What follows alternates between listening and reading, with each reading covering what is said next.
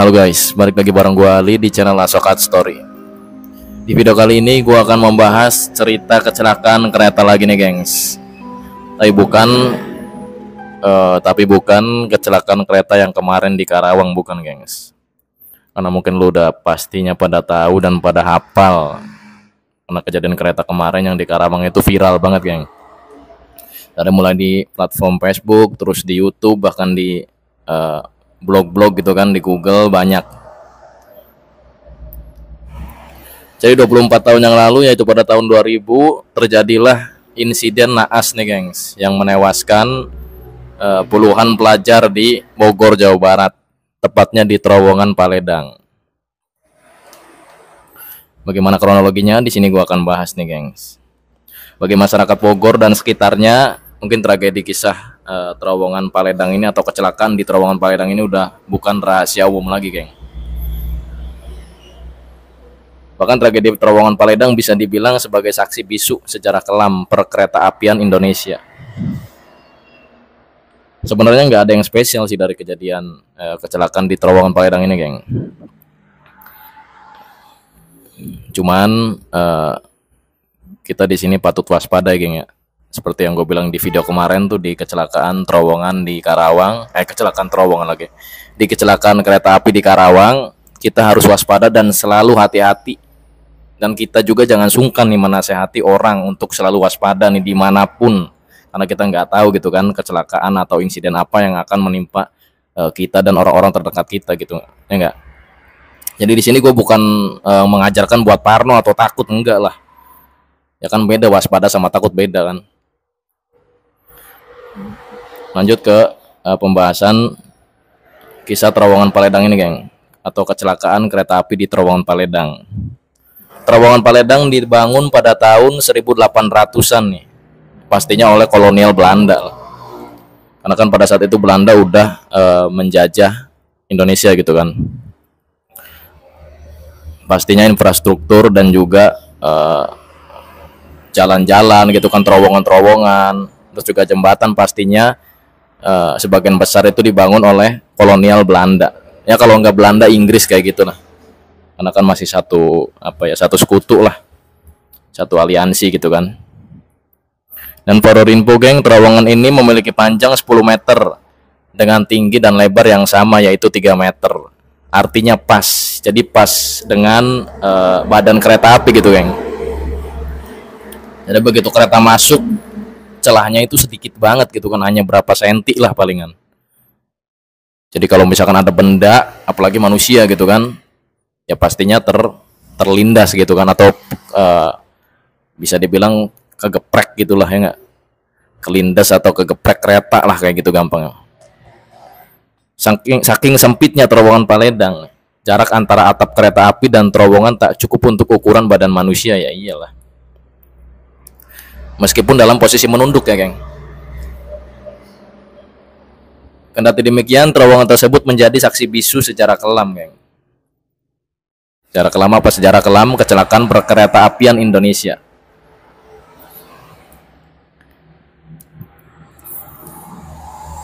Nah, pada saat itu keadaan stasiun Bogor sangat ramai nih geng. Ya pastinya penumpang kereta api pun ramai, ya enggak? Dan pada saat itu tujuan yang mereka tuju adalah perjalanan ke Sukabumi nih geng.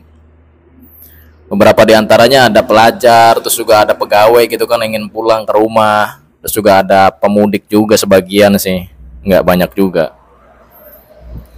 Dan pada saat itu nih geng, era-era tahun 2000 nih ya, sebenarnya bukan tahun 2000 doang sih, tahun 2000 sampai tahun 2006 kalau nggak salah. Itu tuh masih banyak pelajar-pelajar dan juga tukang asongan kadang-kadang nih ya, yang naik di atas gerbong kereta api geng.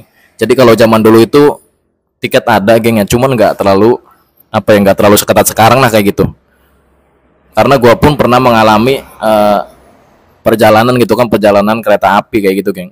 Jadi dulu gua itu sekolah di Bogor gengs, dan gua sering bolak-balik Cirebon Bogor lah kayak gitu, karena gua kan asalnya dari Cirebon.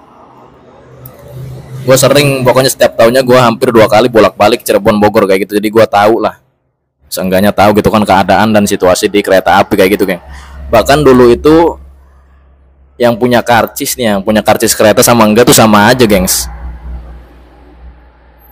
Karena mau lu punya karcis mau enggak lu bisa masuk gitu kan, bisa masuk dan bisa naik ke kereta api kayak gitu. Beda kalau zaman sekarang. Kalau zaman sekarang lu harus punya tiket, harus punya karcis lah. Kalau nggak punya ya lu nggak bakal dapat tempat duduk dan lu nggak bakal dibolehin gitu kan, masuk dan duduk di kereta api kayak gitu, geng. Jadi sekarang udah ketat ya, geng ya. Beda kayak zaman dulu. Lanjut ke cerita Terowongan Paledang lagi.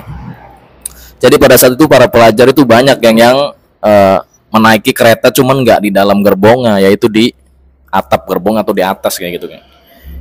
Alasannya kenapa ya biasa lah, karena dulu kan belum ada AC juga tuh di dalamnya tuh.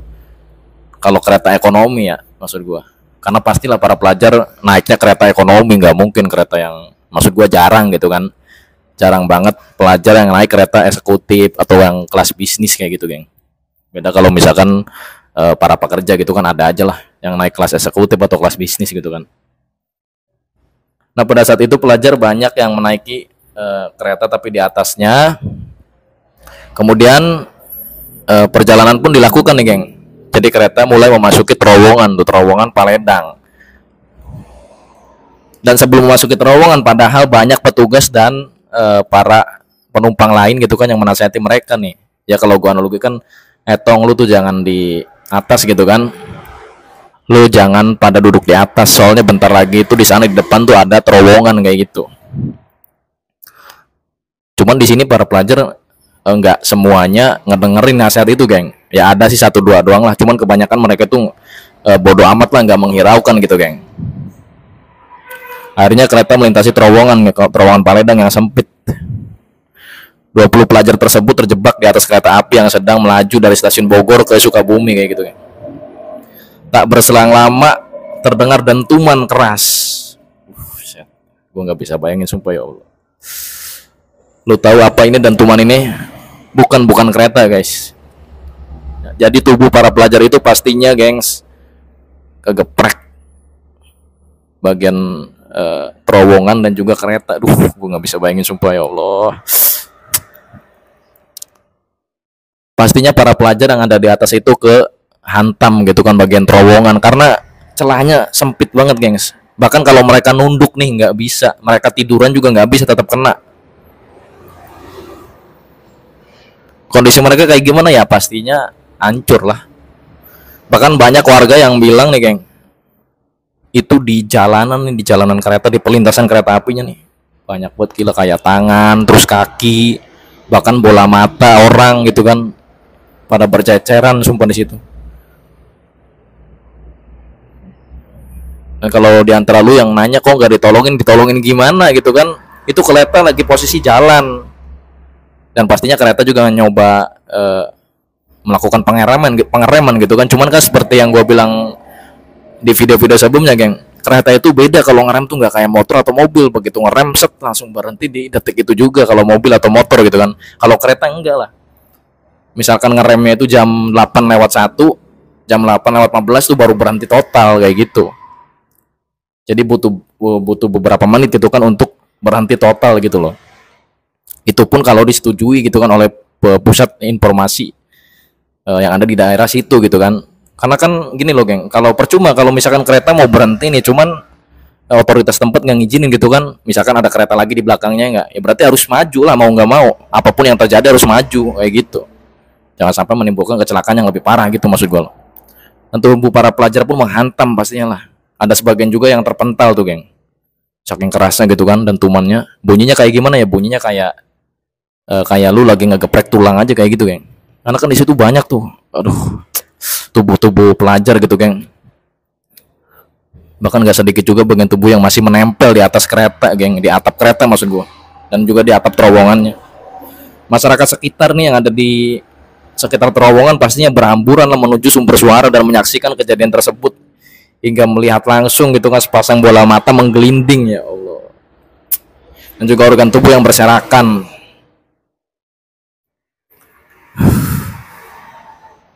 Dan di antara 20 orang itu nggak semuanya meninggal sih, ada yang berhasil lompat.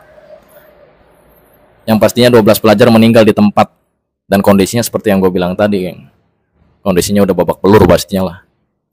Ya lu bayangin aja, karena kan gesekan gitu antara terowongan dan juga kereta.